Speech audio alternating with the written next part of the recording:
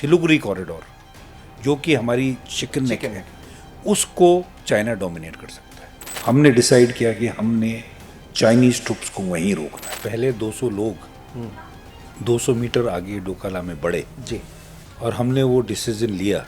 तो हम हमारे मन में, हमारे दिमाग में ये तो क्लियर था कि वर्स्ट केस में ये लड़ाई हो सकती है और उसके हिसाब से तैयारी हमने जरूर की थी। अब ये एक विचार था जो जनरल रावत को जब पता लगा और हमें पता लगा कि डोजर हैं। पहले कभी भी ऐसे नहीं हुआ कि लड़ाई में आप डोजर इस्तेमाल करते, बिल्कुल। पर यहाँ हमने एक अनयूजुअल वो था कि डोजर इस्तेमाल किया और उसका साइकोलॉजिकल इफेक्ट हुआ। क्योंकि हमारे पास एक चीज़ थी कि उतने ही वजन की एक गाड़ी थी जो उसको उनको रोक सकती। हाँ, इनको ये एक पहले चीफ हुए हैं पाकिस्तान आर्मी के जो कि हाफिज हैं, जी, जो कि नमाज जिन्होंने पूरी पढ़ी हुई है, सीखी हुई है, और जिनका जिसे कहते हैं रिलीजन से ज़्यादा स्ट्रॉन्गर वो एफिलेशन है, ये उसको इस्तेमाल करते हैं। पर एंड ऑफ द डे आपको ये पहचानना है कि पाकिस्तान का हर जनरल बनिया है, उसको सिर्फ अपनी ताकत और अपने पैसे से मतलब है।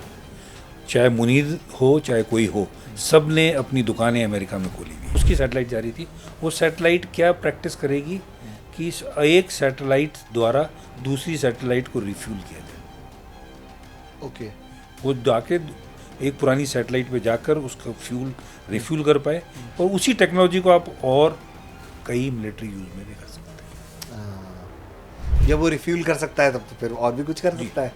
उनके एनएसए बनने से पहले और एनएसए के बाद में मैं सिर्फ ये बोलूँगा, इंटरनल सिक्योरिटी की आप हालत देखिए। पाकिस्तान ने हमारा नाक में दम किया हुआ था, पुणे से लेकर बॉम्बे से लेकर, अब वहाँ होगा यहाँ नहीं होगा। नमस्ते, जय हिंद दोस्तों। वर्दी वाले के इस एपिसोड में आपका बहुत स्वागत है। आज हमारे साथ एक बेहद खास मेहमान, वो मेहमान जिनके पास सेना में ऑपरेशंस का बहुत भीषण एक्सपीरियंस है, बहुत अहम जिम्मेदारियां निभाई और रिटायरमेंट के बाद भी वो देश की ऐसी सेवा कर रहे हैं जो देश को भविष्य के लिए तैयार कर रहा है।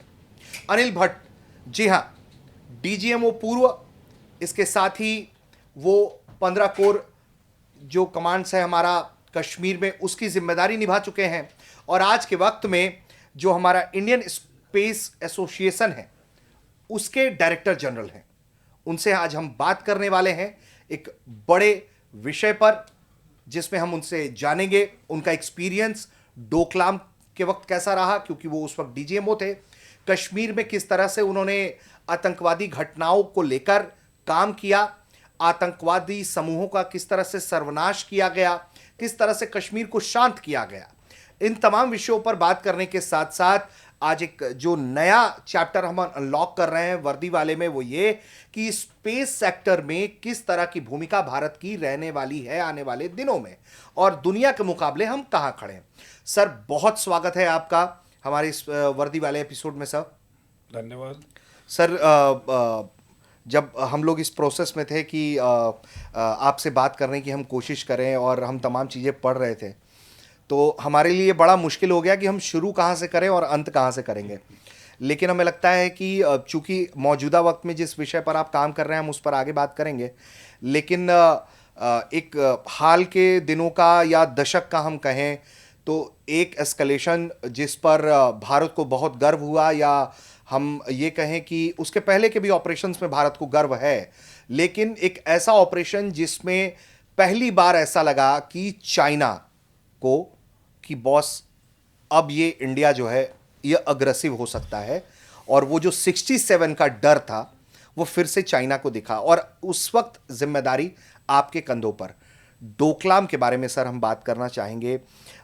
ये एस्केलेशन क्यों शुरू हुआ, और फिर आप आगे हमें बताइएगा कि वो घड़ी जब आप लोगों ने तय किया कि हमारी सेना अब जा रही है और टकराएगी चीन से।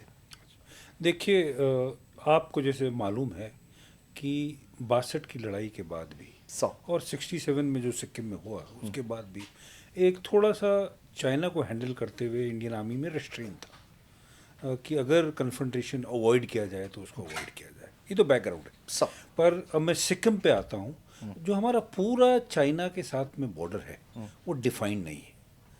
दोनों देशों ने, खासकर चीन, उस बॉर्डर को नहीं मानता है। तो एक लाइन ऑफ एक्चुअल कंट्रोल है जो कि दोनों देशों के अपने अपने इंटरप्रिटेशन है। इसी कारण से लद्दाख में एक बहुत बड़ा इलाका है जो हम कहते हैं चाइना ने ऑक्यूपाई किया है। सिक्किम में कंपैरेटिवली मेजॉरिटी का इलाका जो है वो डिफाइंड है क्योंकि वाटरशेड पर है। जी बिल्कुल। पर उसके बावजूद भी उसका एक पॉइंट है जहाँ पर हिंदुस्तान, भूटान और चाइना के बॉर्डर एक साथ मिलते हैं और उसमें हम के चाइना और हमारे बीच में 5-6 किलोमीटर का फर्क है। सर वो वही ट्राई जंक्शन पॉइंट है? ये जी हाँ। ओके हाँ सर। उस ट्राई जंक्शन की पॉइंट की वजह से एक इलाका है हमारे डोकाला, जो कि एक पास है डोकाला, और उसको आजकल तो उसके बाद में डोकलम बोलने लगे, प्लेटो सा है। उस इलाके को चाइना क्लेम करता है कि उनका है, हमारे हिसाब से वो भूटान का है। पर वो उसको कैप्चर करना, उसको ऑक्यूपाई करना, और उससे आगे अगर चाइना आता है तो एक जामफेरी रिज है, उस पर आ जाता है। और जामफेरी रिज में आने का क्या नतीजा होता है कि सिलीगुड़ी कॉरिडोर, जो कि हमारी चिकन नेक है, उसको चाइना डोमिनेट कर सकता है। तो चाइना की हमेशा कोशिश रही कि धीरे धीरे धीरे इस डोकाला प्लेटो के इलाके में वो पेट्रोलिंग करते थे और पिछले 10 सालों में थोड़ा थोड़ा करके वो रोड बढ़ा रहे थे। सलामी स्लाइसिंग जिसे हम कहते हैं। जी हाँ, बिल्कुल जिसे कहते हैं सलामी स्लाइसिंग कोशिश कर रहे थे। हमें इंटरफेरेंस करने में थोड़ा सा रेस्ट्रेन इसलिए था क्योंकि वो जगह हमारी नहीं, भूटान की थी। ठीक है। पर 2017 में जून में जब एक दिन मुझे पता लगा कि चाइनीज ट्रुप्स डोजर लेकर एक तोरसा नाला के पास, डोकाला के पास पहुंच गए।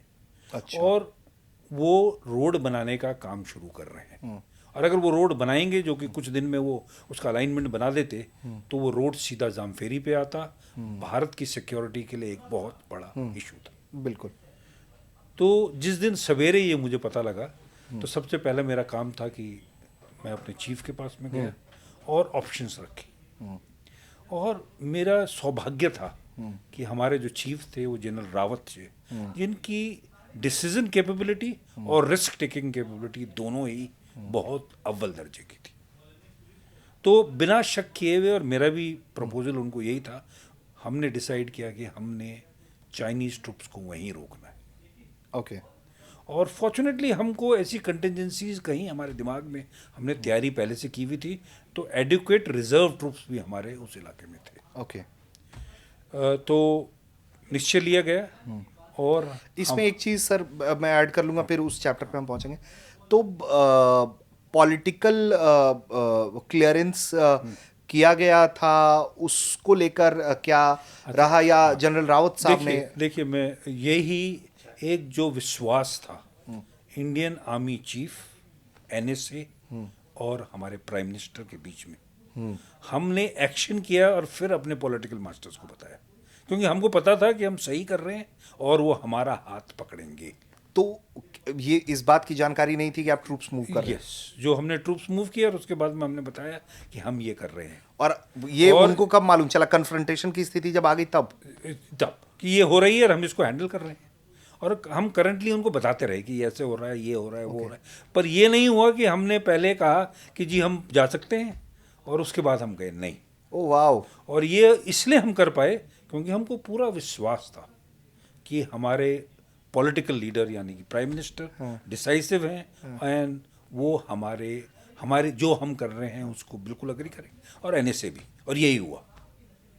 तो ये मतलब अपने आप में एक बहुत बड़ी बात है सर कि आप लोग मूव कर गए, वो भी चाइना जैसे देश से कन्फ्रंट करने के लिए। कन्फ्रंटेशन जब शुरू हो गया तो फिर आगे की चीज़ें ब्रीफ की गई कि हम इस सिचुएशन में हैं और इसको ऐसे हम हैंडल कर रहे हैं। तो ये ही एक फ़र्क था 62 में ये अब में, कि ना फौज पीछे देख रही थी कि डिसीजन कौन लेगा, और ना डिसीजन मेकर ये कर रहा था कि वो डिसीजन को अवॉइड कर रहा था। एक टोटल पॉलिटिकल और हाईएस्ट लेवल की क्लैरिटी थी कि हाँ, ये भारत की सिक्योरिटी को अफेक्ट करता है और इसमें भले ही लड़ाई भी लग जाए, हम इस डिसीजन को सपोर्ट करेंगे और आगे बढ़ाएंगे। ओह वाह। और मैं तो आपको आगे ये भी बताना चाहूँगा कि ये कन्फ्रंटेशन शुरू हुआ और 75 दिन चला, और बीच में ऐसा भी लगा कि शायद लड़ाई भी हो सकती है, स्कर्मिश भी हो सकती है। और इसको अगर कगार से वापस लाया गया तो वो इसलिए लाया गया क्योंकि हमारे प्रधानमंत्री ने एक्स्ट्रा इनिशिएटिव लिया, पीस की तरफ जाने के लिए एक एक्स्ट्रा इनिशिएटिव लिया। और इसका एग्जांपल मैं देता हूँ कि हैम्बर्ग में जब मीटिंग हुई तो शी जिनपिंग और प्राइम मिनिस्टर वहाँ पर थे, पर उनकी कोई शेड्यूल्ड मीटिंग नहीं थी। और चाइना ने हमको ये कहा कि हम कोई बात नहीं करेंगे। पर कॉन्फ्रेंस के दौरान हॉल में जब प्राइम मिनिस्टर और शी जिनपिंग खड़े थे तो प्राइम मिनिस्टर उनकी तरफ गए और उनको बोला कि जो हुआ वो तो ठीक है, पर अब हमको बात करनी चाहिए। और वहाँ से फिर शांति का रास्ता खुला। ओके। और उसकी फोटोग्राफ पूरी मीडिया में आई थी। बल्कि अगर आप देखिए उस फोटोग्राफ में उनके जो एडवाइजर्स हैं शी जिनपिंग के, उनको शौक सा लगा क्योंकि वो नहीं चाहते थे कि ऐसी मीटिंग हो। और कन्फ्रंटेशन तो चल ही रहा था।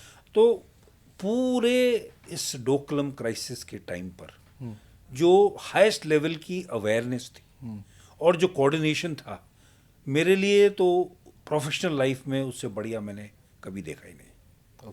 और उसके अलावा जो मीटिंग आर्मी चीफ, NSA, उस समय हमारे फॉरेन सेक्रेटरी जो कि अभी फॉरेन मिनिस्टर हैं जयशंकर जी, मिस्टर रॉ के चीफ, IB के चीफ, हम तकरीबन हर दिन हर शाम जरूर मिल रहे थे ये देखने के लिए कि आगे क्या हो रहा है, सिचुएशन कैसी है और कैसे बढ़ रही है। तो एक टोटल हाईएस्ट लेवल पे अवेयरनेस और कोऑर्डिनेशन जो था बहुत ही अव्वल दर्जे का था। सर, तो ये जो एस्केलेशन का पीरियड रहा जिसमें आप कह रहे थे कि रोज आप लोग बैठ रहे थे और क्या प्रोग्रेस, क्या प्लानिंग हो रही थी, उस पर बात कर रहे थे आप, मैं ये जानना चाहता हूँ इसमें तो तैयारी तो उस बात की भी रही हो ना कि रही होगी कि अगर युद्ध होता है तो फिर उस लेवल का मोबिलाइजेशन भी आप लोग कर रहे होंगे। निश्चय ही, क्योंकि बल्कि जब पहले 200 लोग 200 मीटर आगे डोकाला में बढ़े जी और हमने वो डिसीजन लिया तो हमारे मन में, हमारे दिमाग में ये तो क्लियर था कि वर्स्ट केस में ये लड़ाई हो सकती है और उसके हिसाब से तैयारी हमने जरूर की थी। हाँ, ये पूरी कोशिश थी कि लड़ाई ना हो, पर अगर हो तो उसके लिए पूरी तैयारी थी। 18 जून 2017 की वो तारीख है सर, जब तकरीबन जो हमारे पास जानकारी है कि 270 भारतीय सैनिक जो हैं वो दाखिल होते हैं और चीन से बिल्कुल 1 to 1।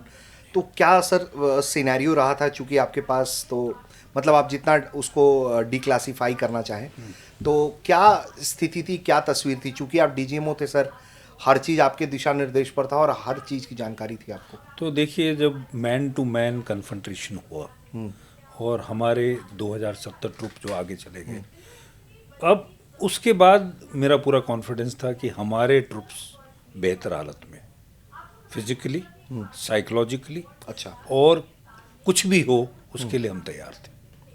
मुझे सिर्फ ये था कि डोकाला के अलावा कहीं और एक्टिविटी ना हो, क्योंकि पूरे बॉर्डर में ही हमको तैयार रहना था, ना कि सिर्फ सिक्किम मोर्चे पे नहीं, सिक्किम में। और उस समय चीन ने हमारे ऊपर प्रेशर डालने के लिए सब कुछ इस्तेमाल किया।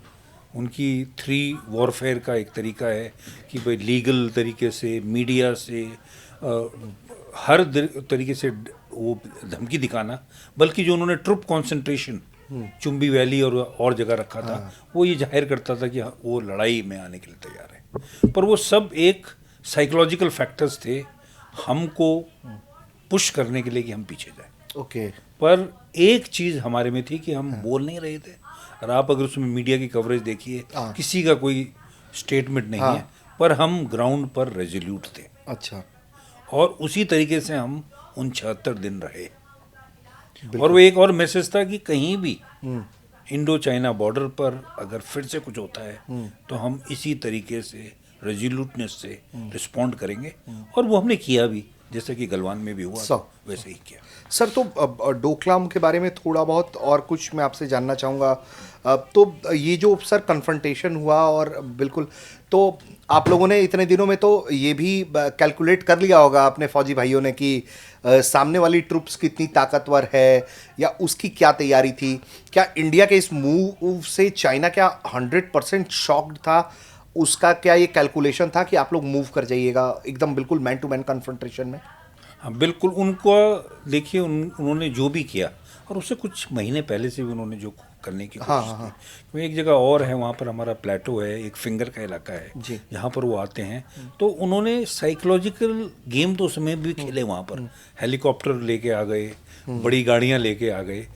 तो वो जो साइकोलॉजिकल गेम था, कन्फ्रंटेशन का गेम था, वो तो कुछ पहले से चल रहा था। पर यहाँ हम जब पार आके उनको हमने बिल्कुल उनके डोजर्स को रोक दिया। और इसमें एक बहुत इंटरेस्टिंग एक वाक्य हुआ सब कि जब डोजर उनके थे और उनके डोजर चल भी रहे थे, उनको रोक तो दिया हमारे ट्रुप्स ने, पर ट्रुप से ही डोजर को रोकना तो बहुत मुश्किल था। फिजिकली अगर डोजर कोशिश करता तो थोड़ा परेशानी होती, हो सकता था गोली चल सकती थी। सौभाग्य से हमारा एक रोड इस तरफ से बन रहा था पहले, तो हमारे बॉर्डर रोड ऑर्गेनाइजेशन के 2 डोजर वहाँ पर थे। अच्छा, जब हम 270 जवान गए तो हम भी डोजर लेकर गए। तो अगले दिन जब हमको पता लगी क्या करें, तो हमारे पास डोजर थे, हमने डोजरों को पार भेजकर बिल्कुल डोजर टू डोजर बिल्कुल लगा दिए। तो मैन टू मैन कॉन्फ्रंटेशन और डोजर टू डोजर कॉन्फ्रंटेशन। अब ये एक विचार था जो जनरल रावत को जब पता लगा और हमें पता लगा कि डोजर हैं। पहले कभी भी ऐसे नहीं हुआ कि लड़ाई में आप डोजर इस्तेमाल करते, बिल्कुल। पर यहाँ हमने एक अनयूजुअल वो था कि डोजर इस्तेमाल किया और उसका साइकोलॉजिकल इफेक्ट हुआ।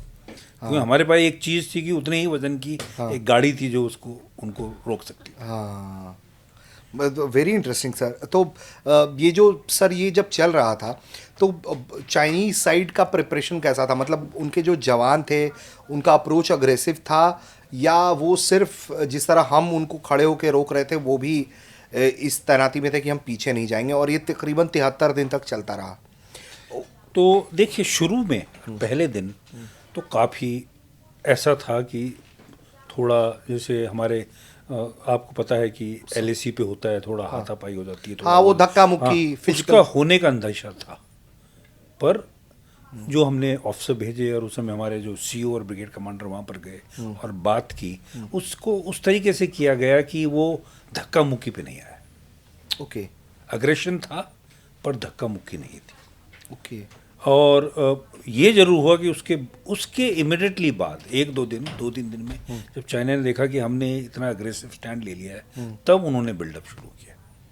अच्छा। बिल्डअप का मतलब आर्टिलरी गन्स, टैंक्स, अच्छा और सिपाही। अच्छा, वो रीइंफोर्समेंट हो पूरे तब? सिक्किम के इलाके में उन्होंने ट्रुप्स ऐसी जगह पर पहुंचा दिए थे कि एक दिन के अंदर उनके टैंक्स भारत की तरफ आ सकते थे।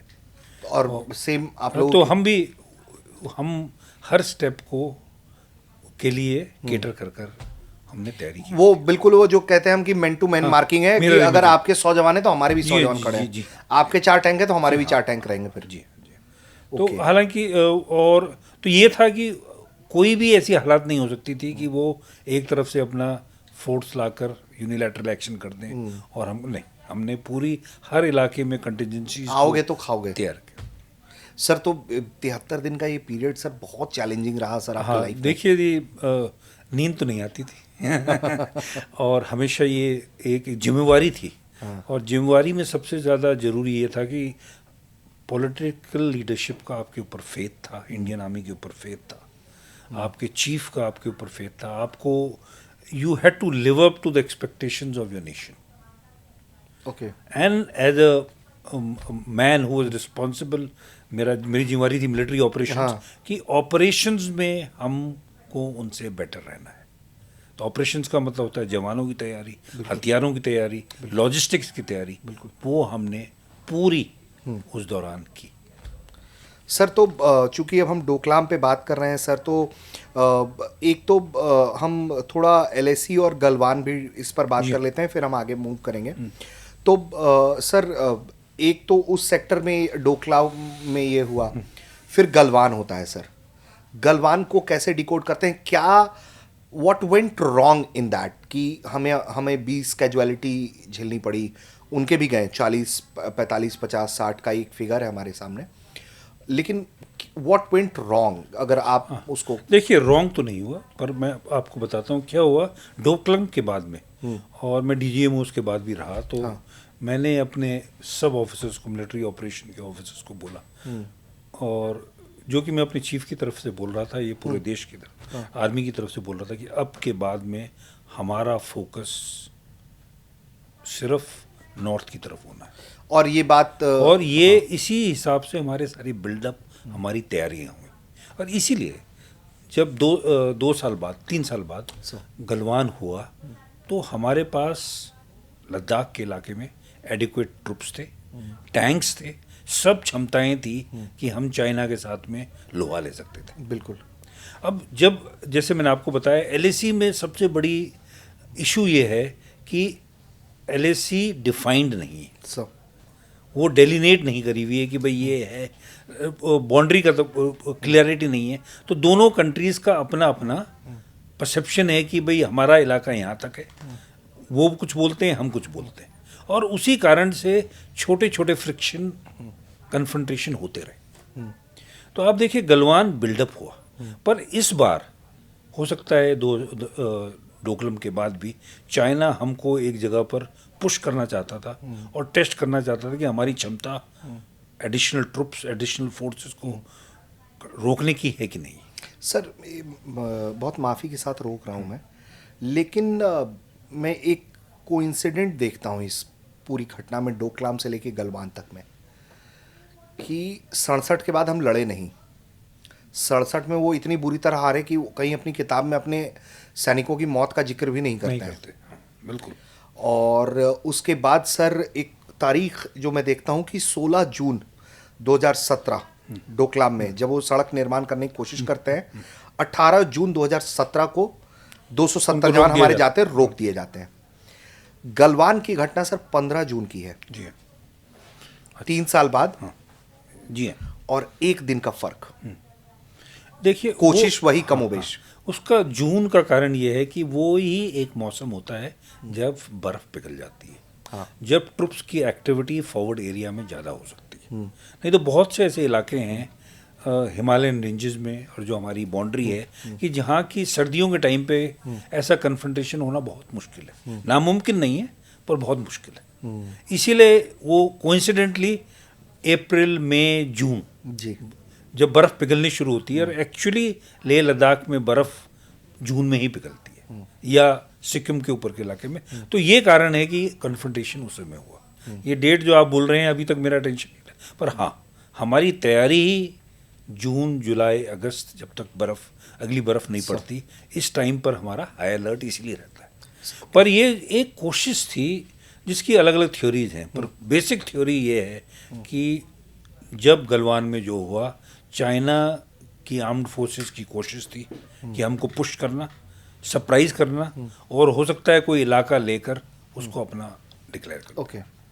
और उसको ही रोकने के लिए, रोकने का तरीका क्या था कि मकसद ये था कि लड़ाई नहीं जाना है। तो वो दोनों ट्रुप्स जो एक दूसरे को कन्फ्रंट भी करते थे, वो हथियार का इस्तेमाल नहीं कर रहे थे। और इसमें एक फ़ायदा भी है, क्योंकि अगर हथियार इस्तेमाल होते तो शायद ये लड़ाई ही हो जाती। हाँ, फिर तो जब गोलियां चलेंगी तो फिर टैंक के गोले चलाने में क्या तो जाता ये है? गलवान का जो हुआ वो एक दिन में नहीं हुआ, वो 2, 3, 4 दिन पहले ही शुरू हो गया था। पहले एक वो पंगांगशो लेक के ऊपर फिंगर्स हैं, वहाँ पर कन्फ्रंटेशन हुआ था, वहाँ पर ट्रुप्स के बीच में आपस में कन्फ्रंटेशन हुआ, और दूसरा कन्फ्रंटेशन यहाँ पर हुआ। बिल्कुल। तो जो सिर्फ दोनों ट्रुप्स एक साथ मिलते हैं थे, फिजिकल एक्टिविटी नहीं होती थी। इस बार चाइना ने तैयारी की हुई थी, उन्होंने हथियार, नॉन लीथल वेपन्स, पर वो तकरीबन लीथल थे। हाँ। जैसे कि आपको पता है वो इस्तेमाल किए। हाँ। और तब वो ये कन्फ्रंटेशन हुआ। पर आप देखिए एकदम ही वहाँ से ट्रुप टू ट्रुप कन्फ्रंटेशन रुका। क्यों? क्योंकि लॉसेस दोनों साइड से हुए। सर एक चीज़ मैं इसमें पूछना चाहता हूँ कि क्या उन्होंने बातचीत के लिए हमारे जवानों को बुलाया था, और उस दौरान ये जो हाथापाई हुई जिसमें हमने कर्नल संतोष बाबू को खोया और तमाम हमारे जवानों की जो शहादत हुई, और वो देर रात वो कन्फ्रंटेशन हुआ, इसलिए इवैक्यूएशन में भी दोनों पक्ष को भी जो है वो स्थिति तो ऐसी आई, जो मतलब मैं जितनी जानकारी जुटा पाया इसके बारे में, कि उनके साइड की कैजुअलिटी ये थी कि वो ये कह रहे थे कि भाई अभी आप मूव मत करिए, हमको कम से कम अपने जवान निकालने दीजिए, तो हेलीकॉप्टर लाने की परमिशन दीजिए, नहीं तो आप लोग मतलब हमारी फोर्स जो थी इस बात पे बहुत अड़ गई थी कि आपके हेलीकॉप्टर्स आएंगे तो हम उसको टेक डाउन कर देंगे।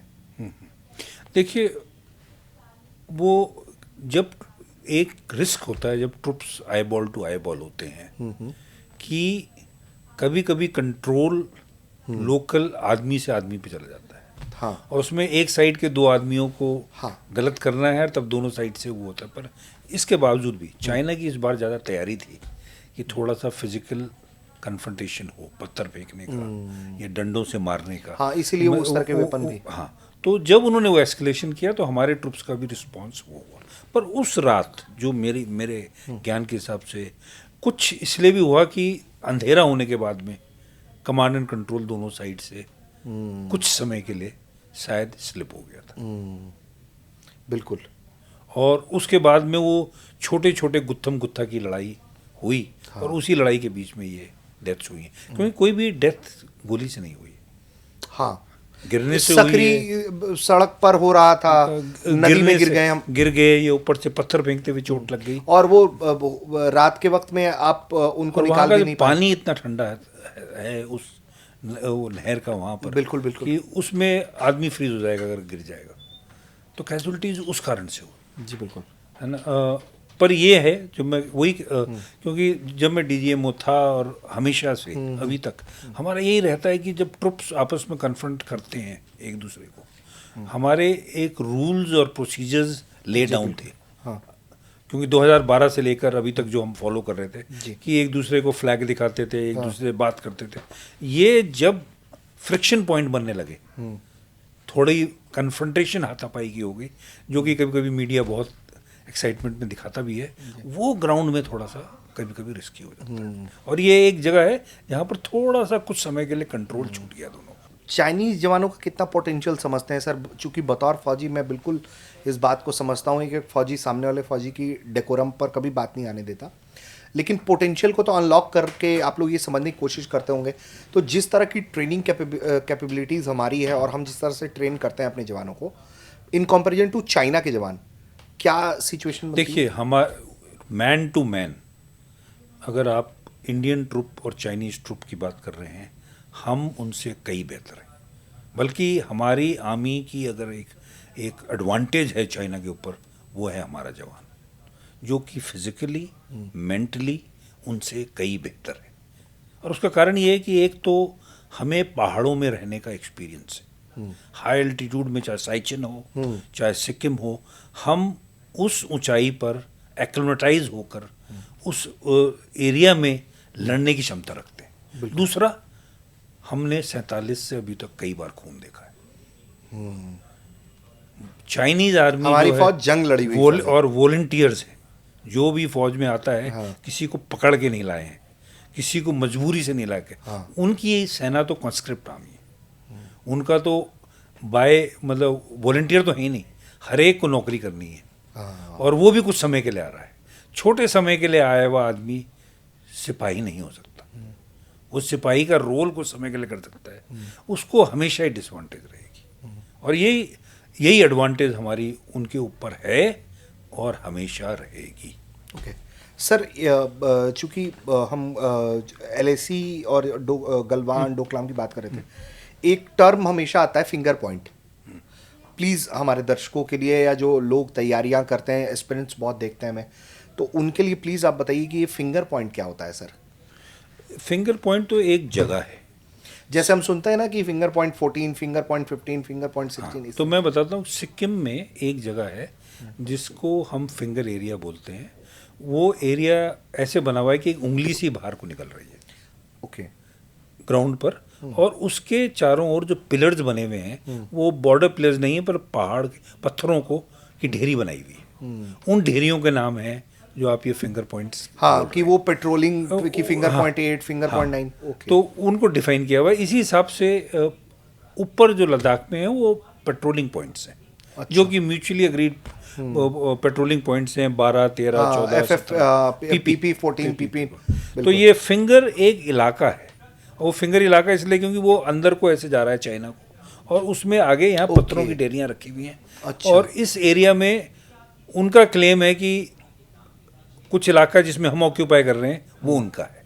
अच्छा तो वो एक सेंसिटिव पॉइंट ऑफ कन्फ्रंटेशन रहता है। सर, तो इस टॉपिक पर हम एक आखिरी सवाल मैं आपसे ले रहा हूँ, फिर हम आगे बढ़ जाएंगे। सॉल्यूशन क्या देखते हैं सर LAC का? देखिए, बेस्ट तो ये है, और जो कि बॉर्डर टॉक्स हैं, अगर वो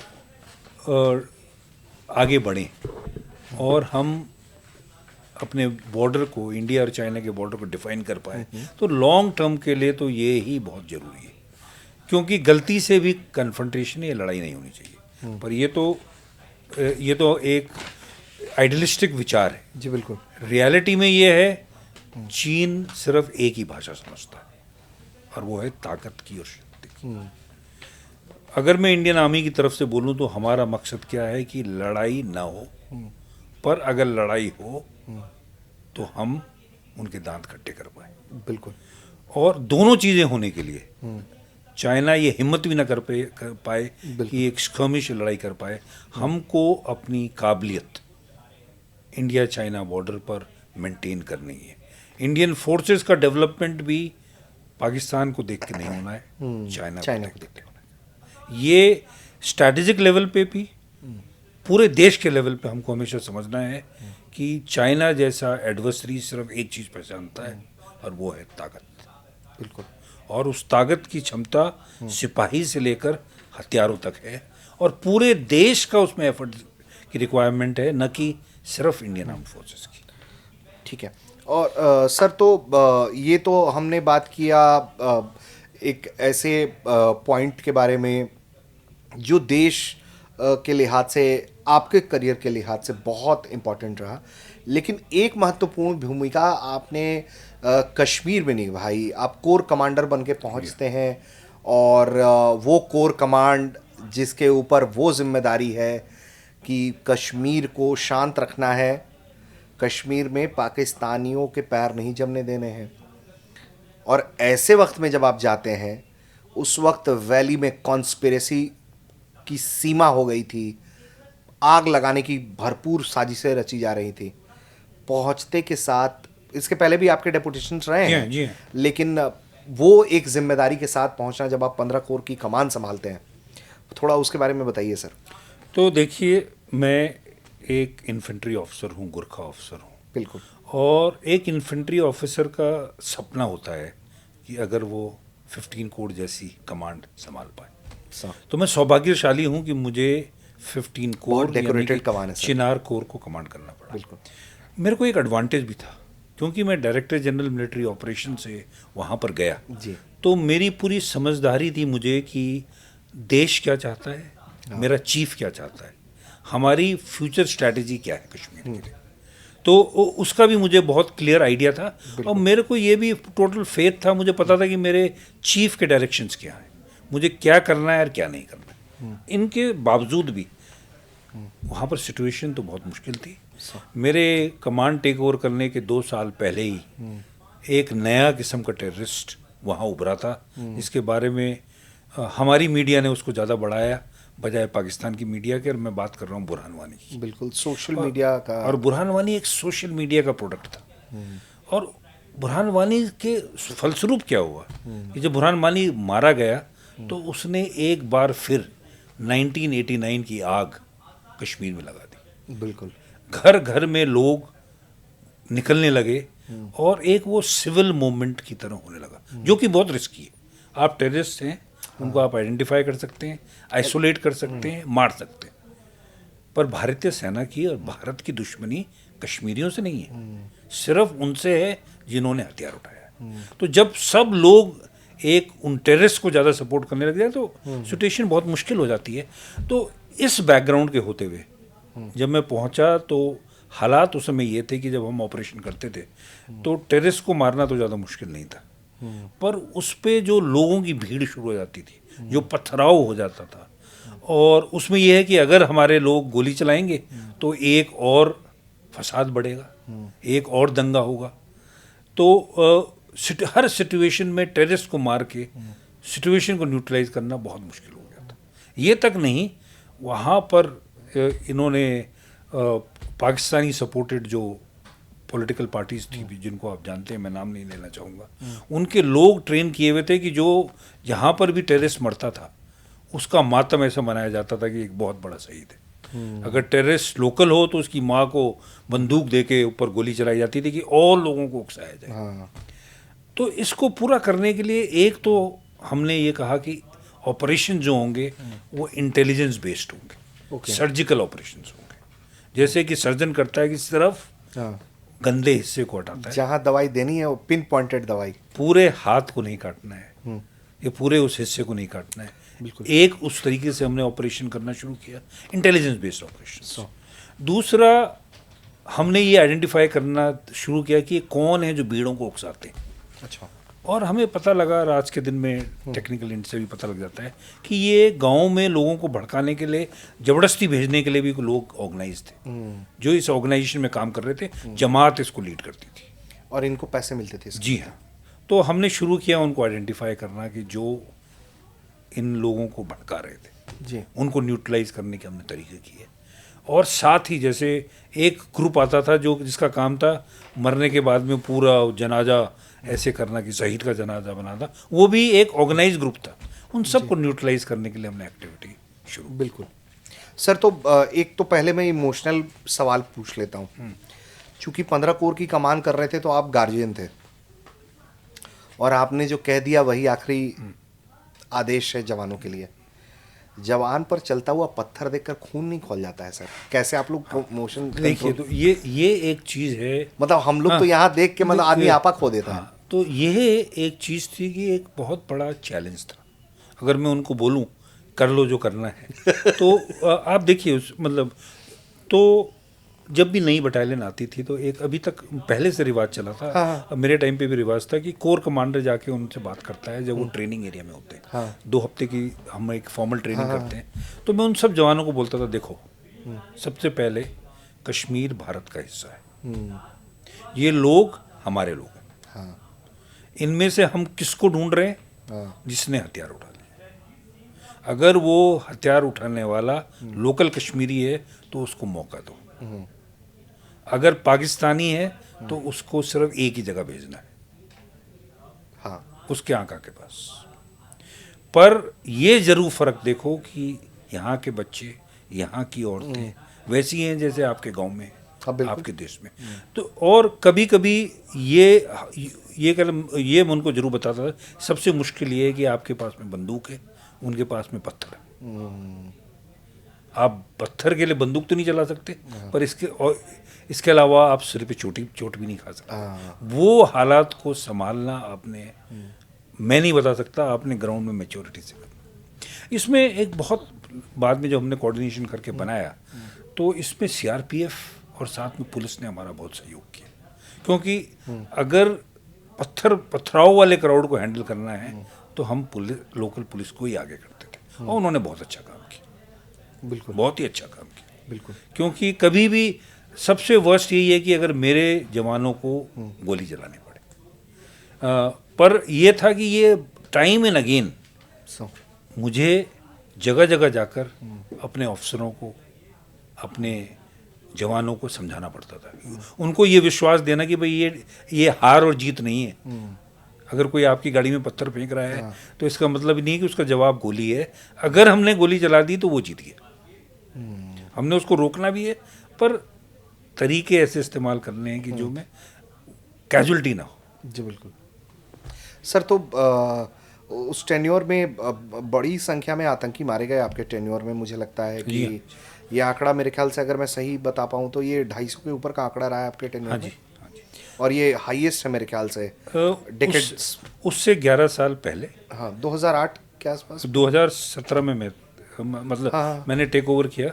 उससे 2008 के बाद ये सबसे ज़्यादा टेररिस्ट न्यूट्रलाइज हुए, और आज तक वही। अब यहाँ की मोर देन 250। हाँ, पर उससे पहले 2003, 4, 5 में कई ज़्यादा। उस टाइम तो ऑपरेशन सर्वनाश, जी हाँ, और जी, वो सब सर्प विनाश, और बिल्कुल उससे पहले भी, उस समय उससे पहले बहुत ज़्यादा मतलब न्यूट्रलाइजेशन थे। बिल्कुल। पर अगर मैं इस दशक की बात करूं और पिछले 2 दशकों की बात करूं, 2008 के बाद, तो आपके कमान में सबसे ज़्यादा हाईएस्ट 250 से ज़्यादा आतंकी मारे गए थे। और वो ये था कि मैं कभी भी अपने ऑफिसर्स को, अपने जवानों को ये नहीं बोलता कि कितने टेररिस्ट मारे। अच्छा, मैंने उनको एम टेररिस्ट मारने का नहीं दिया था। एम था पीस और ट्रैंक्विलिटी मेंटेन, वैल्यू शांत चाहिए। तो उससे क्या होता है कि टेररिस्ट तो अपने आप बनेंगे ही। वो करेगा, हम तो मूव करेगा, हम बेहतर सिपाही तो हैं ही हम। हाँ। बंदूक अच्छी चलाना तो हम जानते ही हैं। हाँ, और मूव करेगा तो वो मरेगा वो। बिल्कुल सर। तो कश्मीर के चैप्टर में अगर हम बात करें तो एक तो आज के डेट में अगर हम देखें तो हाइब्रिड वॉरफेयर का एक जो जी। तरीका निकल रहा है, जिस तरह से एक वक्त नक्सलिज्म के लिए कहा गया कि वो दिन में हल चलाता है, रात में बंदूक चलाता है, तो क्या अभी भी इस बात का डर वैली के अंदर है? जिस तरीके से Pakistan border across border fail हो रहा है, अब वो इस तरह के ट्रेंड्स को फॉलो करवाने की कोशिश कर रहा है कि आप पहचान में मत आइए और काम भी करिए। बिल्कुल आप जो कह रहे हैं, और इनका नाम हमने रखा था white collar terrorist. White collar terrorist का मतलब ये था कि दिन में शायद टैक्सी चलाता है, ये एक दुकान करता है और साथ में बीच में जाके हथियार लेकर एक ऑपरेशन भी करता है, बहुत खतरनाक। और उसका एक ग्लिम्स हमको मिला जब ये लास्ट लाल किले में जो वो पढ़े लिखे डॉक्टर। बिल्कुल बिल्कुल बिल्कुल। देखिए, ये एक टेररिज्म का मतलब यही है कि टेररिस्ट को मारने से ख़त्म नहीं होती, उस आइडिया को ख़त्म करना है, उस एक्सट्रीमिस्ट आइडिया को धीरे धीरे धीरे ज़्यादा लोगों से के दिमाग से निकालना है। कुछ लोग तो 5% तो कभी भी नहीं आएंगे, पर अगर आप 80% को ये विश्वास दिला सके कि जो देश कर रहा है वो ठीक है, और उस कोशिश में हम अगर हम कंपेयर करें पहले से तो अच्छा है। पर यह है कि उसके बावजूद ये छोटे मोटे हिस्से होते रहें, क्योंकि एक बहुत बड़ा इशू है कश्मीर में, और वो है कि कश्मीर की नेबरहुड में कौन है? पाकिस्तान है। हाँ। और दूसरी बात, रिलीजन की वजह से वो सोशल मीडिया में ये प्ले अप कर सकते हैं कि आपके धर्म को खतरा है। ये रेडिकलाइजेशन जो कि आज के दिन में सोशल मीडिया के थ्रू जो होता है, जो एको चेम्बर्स वहाँ बन गए, तो इसलिए इस लड़ाई में गोली चलाने के अलावा उनको भी काउंटर करना उतना ही ज़रूरी है, जहाँ से ये आइडिया उभर रहा है। और जैसे मैं आपको एग्जांपल दे रहा हूँ कि मैंने उस समय पहली बार शायद बोला होगा, पर मेरे बाद मेरे सक्सेसर्स ने भी बोला कि भाई अगर टेररिस्ट लोकल है हम उसको छोड़ देंगे। और बहुत बार मैंने भी कोशिश की, मेरे प्रेडिसेसर्स ने भी कोशिश की कि भाई उसकी माँ को या उसकी वाइफ हाँ, को वो बुला के- देखा हमने ट्रेंड किया हाँ, आपने। तो उसका एम है, उसका मकसद ये था कि भाई तुम अगर इंडियन हो और तुमने हथियार गलती से उठा दिया है, अगर तुम हथियार फेंक दो तो हम तुम्हारे तो को चांस तुम्हारी- देंगे आपको। चांस देंगे। इसका इम्पैक्ट क्या हुआ है कि पहले जो रिक्रूटमेंट बढ़कर 300 से 400 हर साल हो गया था, अब 50 से 100 हो गया। जीरो, हमारी कोशिश तो ये है कि वो जीरो हो जाए, क्योंकि जब उसको पता लगे एक तो भाई ऐसे मरने से कोई फायदा नहीं है, और दूसरा उसको पता है कि मैं किसी और का हथियार बन रहा हूँ, ना कि मैं आज़ादी कर रहा हूँ। बिल्कुल। तो उसको करने के लिए एक दिन में नहीं होता, पेशेंस की ज़रूरत है, पर कंटिन्यूसली गोली के अलावा, काइनेटिक ऑपरेशंस के अलावा ये नॉन काइनेटिक एक्टिविटी करना बहुत ज़रूरी है। और बिल्कुल, और वो बखूबी सेना घाटी पे करती हुई दिखती है सर। और इसी का क्या इम्पैक्ट हम ये माने कि जब पाकिस्तान ने ये देखा है कि अब लोकल टेररिस्ट नहीं आ पा रहे हैं, तो वो अपने सेना के जवान या बैट एक्शन फोर्स के जवान जो रिटायर्ड हो जा रहे हैं, तो उनको वो बड़े पैसे ऑफर करके वो या जिहाद के नाम पे वैली के अंदर जम्मू टेरेन में भेजे हुए हैं अभी भी, जैसा कि हम देख रहे हैं। एक तो ये बात, और इसमें दूसरा ये कि चूंकि वो क्या वो खास तौर पर उन इलाकों में ज़्यादा ये आतंकी मूव कर रहे हैं जहां पैरा के हमारे फोर्सेस हैं, और क्या उनको ये टारगेट करके एम कर रहे हैं ताकि पैनिक ज़्यादा फैले इंडिया में? अच्छा, इसके देखिए, जम्मू के इलाके की या वादी के अलावा, कश्मीर वादी के अलावा जो इलाका है, 16 कोर का इलाका जिसे हम कहते हैं, यहाँ की टरेन ज़्यादा डिफ़िकल्ट है, क्योंकि रोड्स हर जगह तक नहीं पहुंची हैं, पहाड़ी इलाका है, जंगल का इलाका है, और पॉपुलेशन बहुत कम है। तो एक, पॉपुलेशन कम है तो आपको इंटेलिजेंस नहीं मिलती। हाँ, जहाँ फुट मार्क नहीं है तो वहाँ मुश्किल है वो। दूसरा, जगह अगर पहुंचना, अगर आपको पता भी लग जाए वहाँ पर टेररिस्ट हैं, तो आपको पहुंचने में बहुत समय लगता है। हाँ, तब तक तो इस इलाके में पिछले 3-4 साल से जो पाकिस्तान ने टैक्टिक्स की है, जो आप बता रहे हैं कि एक्स सर्विसमैन, ये ट्रेंड जो लोग हैं, उनको छोटी टुकड़ियों में भेजा है। तो मुश्किल क्या हो गया अब, उस बड़े इलाके में ये छोटी छोटी टुकड़ियों को ढूंढना और न्यूट्रलाइज करना, और उसमें सबसे पहले ज़्यादा इलाकों में हमारी जो इंडियन आर्मी की जो फोर्सेज हैं वो हमारे एसएफ के ट्रुप्स हैं, छोटी छोटी टुकड़ियों में एक एरिया को डोमिनेट कर रहे हैं। तो आप देख रहे हैं कि कैजुअलिटी जो होती हैं उसमें फर्स्ट कांटेक्ट जो है वो हमारी स्पेशल फोर्सेस के ट्रुप से होता है। तो ऐसे लगता है कि वो उनको टारगेट कर रहे हैं, उनको टारगेट नहीं कर रहे हैं, हमारे एसएफ ट्रुप्स उस इलाके में हैं, इसलिए कन्फ्रंटेशन उनसे हो रहा है। बिल्कुल सर। तो एक सवाल कश्मीर को लेकर, फिर हम पाकिस्तान को लेकर भी 2-4 सवाल है हमारे पास। कश्मीर में एक मुद्दा बहुत है सर जिस पर मैं अक्सर बात कर लेता हूँ कि जो कश्मीर के में सिर्फ यूथ को एक तरफ बंदूक उठाने के लिए इंस्पायर करने की कोशिश करते हैं, दूसरी तरफ कश्मीरी लड़कियों पर बुरी नज़र रखते हैं ये जो आते हैं। क्या आपका भी ऐसा कोई एक्सपीरियंस रहा जहां आपने इस तरह की चीज़ें डिकोड करी हों कि ये कश्मीरी लड़कियों के अंदर अपने आप को हीरो बना के दिखाने की कोशिश करते हैं और अल्टीमेट मकसद ये होता है कि वो उनके इज्जत से खेलें, उनके आबरू से खेलें? वो देखिए, ऐसे बहुत से किस्से हुए हैं। और जब मैं कर्नल जीएस था 2003 में, तो हमने एक पाकिस्तानी टेररिस्ट को न्यूट्रलाइज किया था। हमने किया, उसको न्यूट्रलाइज तो किया था, वो पिछले 2 साल से घर जमाई बनकर रह रहा था।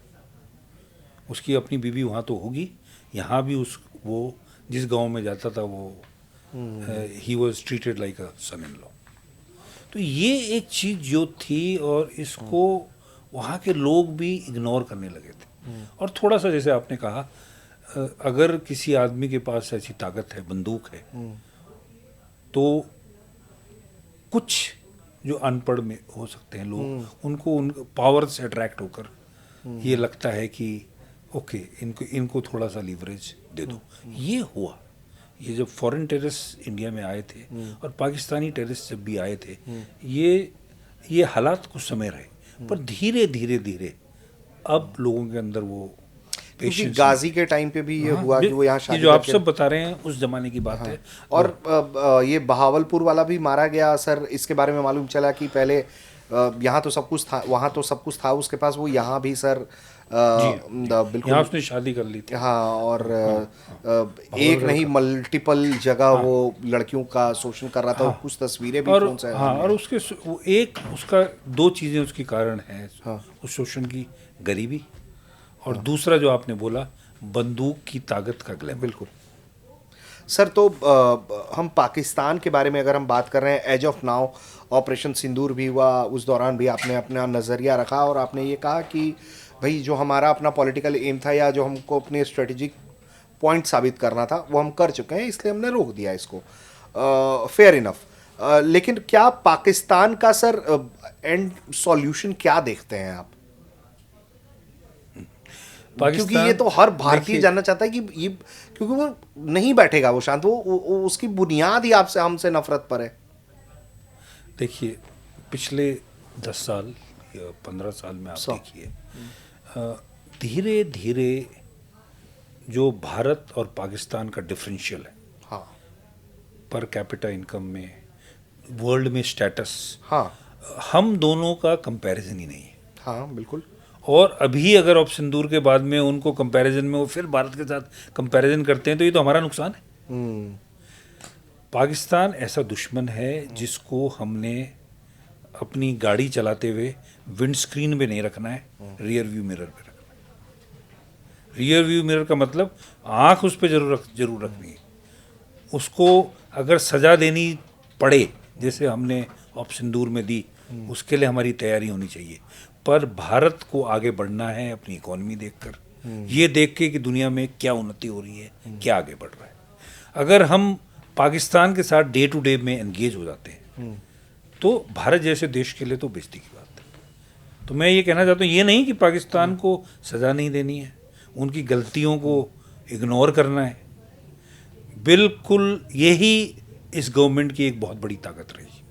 और मैं बात कर रहा हूँ उड़ी के बाद में, पुलवामा के बाद में, और अभी बैसरन के बाद में, कि हर बार तुम कुछ करोगे तुम्हारे को तमाचा पड़ेगा, तमाचे से ज़्यादा पड़ेगा। बिल्कुल। और ये जो गवर्नमेंट की पॉलिसी है वो बिल्कुल सही है। जैसे हम बोल रहे हैं कि सिंदूर ऑफ सिंदूर ख़त्म नहीं है, अगर कल वो ऐसी कोई चीज़ कोशिश करने की करते हैं तो उनको उसका फिर जवाब देना पड़ेगा। पर एक प्रोलॉन्ग्ड और प्रोट्रैक्टेड वॉर करने का कोई फ़ायदा नहीं। ठीक है। वो देश तो वैसे ही अपने लोगों को रोटी नहीं दे पा रहा है। हाँ। हम तो आज के दिन में लोगों को राशन दे रहे अपने ही हैं, देश का नहीं कर रहे, दूसरे का अनाज भी दे कर रहे हैं, दवाइयाँ दे रहे हैं। हमको तो आगे देखना है। बिल्कुल ठीक है सर। तो एक टिप्पणी मैं आपसे जनरल मुनीर पे लेना चाहूँगा। फील्ड मार्शल है और ऐसा लग रहा है कि इन दिनों वो अमेरिका के कैंडी बॉय भी हैं, और चूँकि ट्रंप को लेकर जितनी मेरी समझ है, थोड़ी ऑटोक्रेटिक व्यक्तियों को ज़्यादा पसंद करते हैं, डेमोक्रेटिक लोग ज़्यादा पसंद नहीं आते उनको। तो मुनीर कैंडी बॉय हैं उनके लिए, लेकिन एक आर्मी चीफ का सर, एक सो कॉल्ड फील्ड मार्शल का, एक चीफ ऑफ आर्मी स्टाफ का इस्लाम के प्रति, मतलब एक धर्म को लेकर जिस तरह की वो मुल्ला मौलवी की भाषा इस्तेमाल करते हैं, जिस तरह से वो कुरान कोट करके कहते हैं कि तुम हिंदुओं से अलग हो, हाफिज हो, आपका क्या नज़रिया है उनको लेकर? तो देखिए, इनको ये एक पहले चीफ हुए हैं पाकिस्तान आर्मी के, जो कि हाफिज हैं, जी, जो कि नमाज जिन्होंने पूरी हाँ। पढ़ी हुई है, सीखी हुई है, और जिनका जिसे कहते हैं रिलीजन से ज़्यादा स्ट्रॉन्गर वो एफिलेशन है, ये उसको इस्तेमाल करते हैं। पर एंड ऑफ द डे आपको ये पहचानना है कि पाकिस्तान का हर जनरल बनिया है। उसको सिर्फ अपनी ताकत और अपने पैसे से मतलब है। हाँ, चाहे मुनीर हो चाहे कोई हो, सब ने अपनी दुकानें अमेरिका में खोली हुई हैं। तो ये यूनिफॉर्म तो ये सिर्फ पाकिस्तान के लोगों को दिखाने के लिए पहनते हैं, ताकत में रहने के लिए पहनते हैं, और हमको ये इनकी कमज़ोरी पहचाननी चाहिए। हमको पाकिस्तान के लोगों को बताना चाहिए कि आपके जनरलों का असली स्तर क्या है। ये अपने ही वजन के अंदर से गिर जाएगी, क्योंकि पाकिस्तान को हमेशा इंडिया के लिए हल्ला इसलिए मचाया जाता है, पाकिस्तान आर्मी इसलिए मचाती है कि नहीं तो उनको कौन पूछने वाला है। और उस हिसाब से आप देखिए तो शायद सिंदूर का एक तबके को जिसको फ़ायदा हुआ है वो पाकिस्तान आर्मी को। बिल्कुल। पर ये सब कुछ अगर आप देखिए, जिया से लेकर अभी तक देख लीजिए, पैटर्न ये सब टेम्पररी है। हमारे पास, जैसे मैंने कहा, क्षमता होनी चाहिए उनको सजा देने की, और बाकी वो अपने देश के लिए उसको धर्म में बिगाड़ें, अपने देश को और नीचे डुबाएं, उसको इग्नोर करना ही बेटर है। सर एक सवाल और ले लेता हूं मैं इसी टॉपिक पे, कि क्या जिस तरह से हमने पिन पॉइंटेड टारगेटेड अटैक्स करे बिल्कुल, और हमने बताया कि हम पनिश कर सकते हैं आपको जहां चाहेंगे वहां, क्या इंडिया को अब इस दिशा में भी प्रिपरेशन रखने चाहिए? जिस तरीके से बहुत कैलकुलेटेड और टारगेटेड अटैक यूएस से लेकर इजराइल तक ने किए हैं एलिमिनेशन के लिए, उन लोगों के लिए जो जिन पे खतरा है, तो क्या ये वक्त आ गया है कि इंडिया भी कभी कोई ऐसा काम पाकिस्तान के अंदर करे, भले वो उनके वर्दी वाले सो कॉल्ड जनरल्स हों या हाफिज हों या कोई और व्यक्ति, उसको एलिमिनेट करके भारत दुनिया के सामने आकर ये कहे कि हम इसी तरीके का व्यवहार रखेंगे अगर आप भारत के खिलाफ नफरती रवैया रखिएगा तो जो आप बोल रहे हैं उसका एक इंडिकेशन क्लियरली आपने अब सिंदूर की शुरुआत में देखा, जब हमने बोला जिन्होंने ये किया है उसको हम सजा देंगे। हाँ, और पहली बार हमने उन कैंप्स को अटैक किया जिसमें टेररिस्ट ट्रेन होते थे, जी, या वो टेररिस्ट के लीडर्स जो कि वहाँ पर थे। हाँ, और इसको और प्रिसाइज करेंगे हम। करना चाहिए, आप बिलीव करते हैं? डेफिनेटली। और हर रोज जब पाकिस्तान का एक टेररिस्ट लीडर उठता है तो उसको आसमान की तरफ देखना चाहिए कि आज मैं ठीक ठाक हूँ कि नहीं है। बिल्कुल। और ये कैपेबिलिटी आज के दिन में बनाना मुश्किल ज़रूर है, पर नामुमकिन नहीं। और मुझे पूरा विश्वास है कि इसकी कोशिश, इसकी प्लानिंग हो रही होगी। सर, तो हमने अब तक जो बातचीत की वो आपके उस लाइव एपिसोड के बारे में बात किया जिसको आपने कमान किया, कंट्रोल किया। अब आपके पास एक जिम्मेदारी है सर, इंडियन स्पेस एसोसिएशन की डायरेक्टर जनरल हैं आप। प्राइवेट सेक्टर में किस तरीके से इंडिया स्पेस सेक्टर को एक्सप्लोर कर रहा है, इस पर बहुत काम कर रहे हैं आप लोग। प्लीज़ मुझे बताइए कि क्या स्कोप आप देख रहे हैं, किस तरह का काम आप लोग कर रहे हैं और क्या भविष्य देखते हैं सर? तो देखिए, मेरा सौभाग्य है कि मुझे 40 साल भारतीय सेना में नौकरी करने का मौका मिला। अगर मैं फिर से पैदा होता हूँ तो भगवान से मेरी यही प्रार्थना है कि मुझे ऐसे ही सिपाही बनाया जाए, वही गुरखा रेजिमेंट में भेजा जाए और ऐसा ही कैरियर हो जो मेरा हुआ। बहुत ही सेटिस्फाइंग और फुलफिलिंग कैरियर रहा है। पर जब मैंने अपना ये पूरा टेन्योर ख़त्म कर दिया और मैं शायद ये सोच रहा था कि अपने छोटे शहर मसूरी में जाकर रहूँ, तो मुझे गवर्नमेंट ने ये मौका दिया और पीएमओ से मेरे को सिलेक्ट किया गया कि मैं इस डिफेंस स्पेस एसोसिएशन को बनाऊँ। उनका मकसद ये था कि भारत में इसरो की क्षमता के अलावा हमको अपने प्राइवेट सेक्टर में ऐसी क्षमता बना सकें कि भारत में भी एक एलन मस्क हो। तो अगर लोग मुझे पूछते हैं आपका क्या मकसद है आज के दिन में, मेरा मकसद ये है कि मैं हिंदुस्तानी एलन मस्क को ढूंढ रहा हूँ। तो एलन मस्क का मतलब क्या है? एक तो काबिलियत, दूसरी बात उसका ड्राइव स्पेस में कुछ करने के लिए। भारत में उतनी ही काबिलियत है, सिर्फ ये है कि इतना पैसे वाला शायद कोई ना हो। और पिछले 4-5 साल में जो प्राइवेट स्पेस में भारत में हुआ है, हर एक भारतीय के लिए वो गर्व का विषय है। बिल्कुल। अभी पहली बात तो मैं इसरो की बात कर रहा हूँ कि इसरो ने छोटे बजट में, बहुत कम बजट में पिछले 60 साल में बहुत अचीवमेंट्स अचीव किए हैं। और उसका एक अचीवमेंट 2 साल पहले जब चंद्रयान 3 लैंड हुआ, पूरी दुनिया को दिखा दिया कि हमारे साइंटिस्ट, हमारी काबिलियत कहाँ पर है। पर वो था हमारी गवर्नमेंट और इसरो का काम। पर अब एक नया तबका आ रहा है भारत में, हमारी यूथ, हमारे स्टार्टअप्स, जी बिल्कुल, जो कि स्पेस के हर डोमेन में काम कर रहे हैं। और उन्होंने क्या किया, पिछले 4 साल में ही 2 कंपनियों ने रॉकेट बनाने शुरू कर दिए हैं। और उनके रॉकेट भारत की ही नहीं, पूरी दुनिया की सैटेलाइट्स को ऊपर भेजेंगे। बिल्कुल। 5 कंपनियां हैं जिन्होंने सैटेलाइट बना दी। अब इस क्षमता से क्या हुआ है, एक हमारी मिलिट्री पावर को सपोर्ट करने के लिए, हेल्प करने के लिए प्राइवेट सेक्टर है, और उसके अलावा ये क्षमता पूरे ही इकोनॉमी में भी इस्तेमाल होती है। तो आज के दिन में हालांकि हम स्पेस फेयरिंग नेशन है और दुनिया में 5 से 7 ही स्पेस फेयरिंग नेशन है, हमारा बजट पूरी ग्लोबल इकोनॉमी का सिर्फ 2.3% हिस्सा था। पर अब जब ये प्राइवेट सेक्टर आ रहा है तो ये हिस्सा 10, शुरू में तो 10% और ज़्यादा बढ़ेगा। तो स्पेस जो कि एक नई दुनिया है, लड़ाई के लिए नहीं पर पूरी इकोनॉमी के लिए, उसमें हमारा प्राइवेट सेक्टर एक बहुत ही उम्दा काम कर रहा है। और मेरा सौभाग्य है कि मैं इस नई जनरेशन, जिनकी काबिलियत हमसे कहीं ज़्यादा है, जिनकी ड्राइव हमसे कहीं ज़्यादा है और जो वर्ल्ड में बेस्ट के बराबर हैं, उनके साथ काम कर रहा हूँ। सर, तो एलन मस्क की खोज कहाँ तक पहुँची है सर? काबिलियत मैंने जैसे कहा, एक नहीं, हमारे पास बहुत एलन मस्क। पैसा, हाँ पैसे की ज़रूरत है। और तो एक मैं वही ढूंढ रहा हूँ कि इतने पैसे वाला एक एलन मस्क आ जाए। पर काबिलियत के हिसाब से है, हमारे जो स्टार्टअप्स हैं उनमें बहुत ही ज़्यादा पोटेंशियल है। और तभी हम जो रॉकेट बना रहे हैं वो 3D प्रिंटेड रॉकेट है जो दुनिया में कहीं नहीं बनाई नहीं है। बिल्कुल। सर, तो ये एक स्काई रूट एरोस्पेस, जी फिर अग्निकुल कॉस्मोस, इसके अलावा भी और कुछ, और एक कंपनी है दिगंतारा। ओके। और दिगंतारा के बारे में आपको इसलिए बताना चाहूँगा कि दिगंतारा डेब्री डिटेक्शन में है। कि डेब्रीज को डिटेक्ट करने के लिए स्पेस में बहुत ज़्यादा डेब्रीज हो गई हैं, और साथ ही हर सैटेलाइट का मॉनिटर रखना कि कौन सी सैटेलाइट हमारे भारत के ऊपर से घूम रही है, पूरी दुनिया में घूम रही है।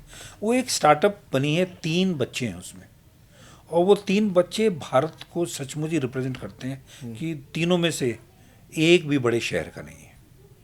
वो छोटे छोटे शहरों के हैं, जैसे चिकमगलूर, कोटद्वार, ऐसी ऐसी जगहों के हैं। 3 दोस्त जो मिले, IIT से नहीं पढ़े हैं, इंजीनियरिंग कॉलेजेस से पढ़े हैं, अलग अलग इंडिया में कहीं मिले कंपटीशन में, हैकाथॉन में, और उन्होंने एक कंपनी बनाई। और पिछले 3-4 साल में अभी उनको 450 करोड़ VC फंड ने दिया है। ओह। और वो ऐसी काबिलियत और ऐसी क्षमता बना रहे हैं कि जिसका इस्तेमाल हिंदुस्तान तो करेगा ही, पूरी दुनिया। अब क्योंकि डिब्री बहुत बड़ी चुनौती है। तो वो जैसे आगे स्पेस के लिए गूगल बना रहे हैं। ओह वाह। और ये इंडिया में बन रहा है? जी हाँ। Great sir. तो आपने जैसा कि बताया कि 3D प्रिंटेड इंजन जो है वो कहीं नहीं है पूरी दुनिया में, भारत तो उसको देखिए करता। इंजन आपको पता है कि रॉकेट का इंजन तो रॉकेट साइंस है और बहुत ही कॉम्प्लेक्स होता है और उसको हर हिस्से पुर्जे को बनाने के लिए इंजीनियरिंग का बहुत हाई लेवल ऑफ एफिशिएंसी चाहिए। पर पहली बार इंजन 3D प्रिंटिंग से बन रहा है अच्छा और उसको ट्राई भी कर दिया है। सर, तो क्या अलग क्या है और क्या फ़ायदा है सर इससे? 3D प्रिंटेड इंजन का फ़ायदा ये है कि पहली बात उसकी रिलायबिलिटी बहुत हाई होगी, दूसरी बात आप उसको जल्दी प्रोड्यूस कर सकते हैं। अगर आपको बहुत ज़्यादा रॉकेट चाहिए तो उसको प्रिंट करने का समय, उसको इंजन को बनाने का समय बहुत कम होगा। रिलायबिलिटी और स्पीड और कॉस्ट भी। तो सर मतलब और सरकार क्या कर रही है सर? प्राइवेट स्पेस एसोसिएशंस की भूमिका क्या है? किस तरीके से आप लोग उसको एक्सेलरेट करने के लिए काम कर रहे हैं? तो देखिए पहली बात तो ये सब कुछ शुरू हुआ प्राइवेट स्पेस का इंडिया में आने के बाद कि पीएमओ से, प्राइम मिनिस्टर से ये ड्राइव थी कि हमको अपनी भारत की क्षमताओं को अनलीश करना है और स्पेस में भी इस्तेमाल करना है। तो उन्होंने 2020 में निश्चय के लिया कि नहीं, इसरो ही नहीं, प्राइवेट सेक्टर को भी अब स्पेस में आने दीजिए। नई पॉलिसी बनाई गई और नई पॉलिसी मैं बताना चाहूँगा कि आज के दिन में पिछले 60 साल तक पहले स्पेस में सिर्फ इसरो काम कर सकता था। अब नई पॉलिसी कहती है कि प्राइवेट सेक्टर में क्षमता है तो वो कम्युनिकेशन में, पीएनटी में, आईएसआर में और हो सके तो चांद में जाने के लिए भी काम कर सकते हैं। ओके। और जो विश्वास गवर्नमेंट ने उनके ऊपर डाला है वो करेंगे। साथ ही फाइनेंशियल मतलब एफडीआई इनिशिएटिव, बहुत से इनिशिएटिव लिए हैं कि जो ये सेक्टर ग्रो कर पाए। और हम जैसे भारत में पहले एक बार आईटी रेवोल्यूशन हुआ है, फार्मास्यूटिकल में हमने बहुत किया है, अगला जॉब देने का तरीका, अगली अपॉर्चुनिटी स्पेस से। सर तो चूंकि ये तो हम कमर्शियल प्रोजेक्ट्स और इंडिया के लेवरेज की बात कर रहे हैं, इसमें एक और टॉपिक अगर मैं ऐड ऑन करके पूछूं आपसे कि डिफेंस के लिए, चूंकि हम ये मान के चल रहे हैं कि आने वाले 20, 30, 40 साल में ये जो आज के वक्त में एक साइबर वॉर जो शब्द इस्तेमाल करते हैं, 30-40 साल बाद वो स्पेस वॉर में कन्वर्ट हो जाएगा। जल्दी, उससे जल्दी। ओके, उससे और जल्दी आप प्रेडिक्ट करते हैं, तो उसको हम सेफगार्ड करने के लिए क्या कर रहे हैं? हाँ, तो देखिए अभी हम जैसे हमने निश्चय किया 1.5 साल पहले भारतीय सरकार ने कि हमको और सैटेलाइट्स चाहिए आईएसआर के लिए, इंटेलिजेंस, सर्विलेंस और रेकॉग्निशन, मतलब दुश्मन के इलाके को और उसको देखने के लिए। तो 52 सैटेलाइट सैंक्शन हुई, करीब 2600 करोड़ का एक प्रोजेक्ट है, 2600 से थोड़ा ज़्यादा।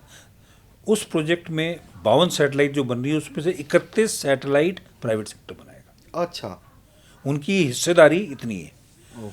जैसे ये रॉकेट्स बन रहे हैं और ये 2 कंपनियां रॉकेट बना रही हैं, तो एक ज़रूरत फ्यूचर में होगी कि लॉन्च ऑन डिमांड, कि अगर आपकी लड़ाई हो गई है और आपको एक इलाके को मॉनिटर में रखना है तो आप शॉर्टेस्ट नोटिस पे सैटेलाइट लॉन्च कर पाए, तो वो काबिलियत भी हो सकता है हमको प्राइवेट सेक्टर देगा।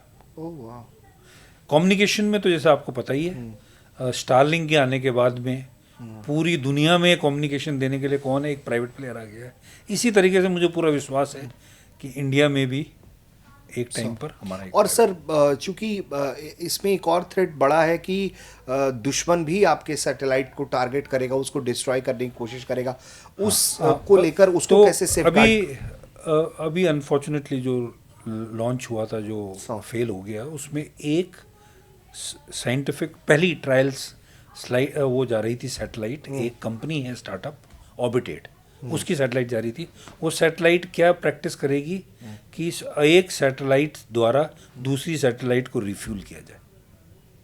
ओके, वो जाके एक पुरानी सैटेलाइट पे जाकर उसका फ्यूल रिफ्यूल कर पाए, और उसी टेक्नोलॉजी को आप और कई मिलिट्री यूज में भी कर सकते हैं। जब वो रिफ्यूल कर सकता है तब तो फिर और भी कुछ कर सकता है। तो वो क्षमताएं निश्चय ही जब भारत में बनेंगी तो सिर्फ इसरो में नहीं, प्राइवेट सेक्टर का भी उसमें हाथ होगा। और सर क्या कितने साल का आपका कैलकुलेशन है, चूंकि आप तो बहुत एक्टिवली काम कर रहे हैं, तो क्या कैलकुलेशन है कितने साल में हम लोग दुनिया में इसरो ने जिस तरह का अपना दबदबा दिखाया है, साबित किया है, भारत का प्राइवेट स्पेस सेक्टर कितने सालों में आप प्रिडिक्ट करते हैं कि वो मैटर करने लगेगा पूरी दुनिया के लिए? तो देखिए 2020 में गवर्नमेंट ने अनाउंसमेंट की है, आज 2025 हो रहा है, 5 कंपनियों ने सैटेलाइट भेज दी है, 2 कंपनियों ने रॉकेट बना दिए हैं, कई कंपनियां एप्लीकेशंस में काम कर रही हैं, और ये दिन प्रतिदिन बढ़ता ही जा रहा है। जितनी काबिलियत भारत की स्पेस में होगी फ्यूचर में, उसमें प्राइवेट स्पेस का बहुत बड़ा रोल होगा। ओके सर, तो आपने कम्युनिकेशन में ना स्टारलिंक्स का नाम लिया। हाँ जी। मैं बात करना चाह रहा था इसी टॉपिक पे आगे चल के, स्पेस एक्स कि आपकी स्टडी क्या कहती है सर, ये लोग क्या ऐसा कर रहे हैं जो पूरी दुनिया में इनका, जिसको एक शब्द बोलचाल की भाषा में इस्तेमाल करते हैं कि भौकाल बना हुआ है इनका सर? देखिए अमेरिका का प्राइवेट सेक्टर जो कि 2000 में गवर्नमेंट ने निश्चय किया कि उसको प्राइवेटाइजेशन किया जाए, उसने आज के दिन में इफेक्टिव हो गया है वो बिल्कुल। और उसमें सिर्फ एलोन मस्क ही नहीं, जेफ बेजोस भी हैं, और वर्जिन गैलेक्टिक के एक ओनर हैं जो वो भी हैं। ये 3 जो बहुत पैसे वाले लोग हैं, इन्होंने अपना पैसा, अपना दिल, अपनी टेक्नोलॉजी को स्पेस के लिए इस्तेमाल किया। और सबसे बड़ा जिसे कहते हैं डिस्ट्रप्शन ऑफ टेक्नोलॉजी, यानी कि नई टेक्नोलॉजी लाना जो कि बिल्कुल ही उस साइकिल को सबको डिस्टर्ब करते, उसमें आया है रीयूजेबल रॉकेट। और रीयूजेबल रॉकेट को बनाने वाली दुनिया में पहली कंपनी स्पेस एक्स।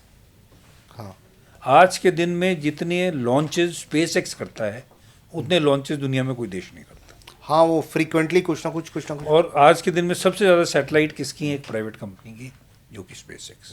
शुरू में निश्चय ही उनको गवर्नमेंट का भी बहुत सपोर्ट मिला, फाइनेंशियल सपोर्ट मिला, कॉन्ट्रैक्ट मिले, पर आज के दिन में एक तो पैशन और एक साइंटिफिक एबिलिटी, टेक्निकल एबिलिटी से उन्होंने कई उम्दा कर दिया।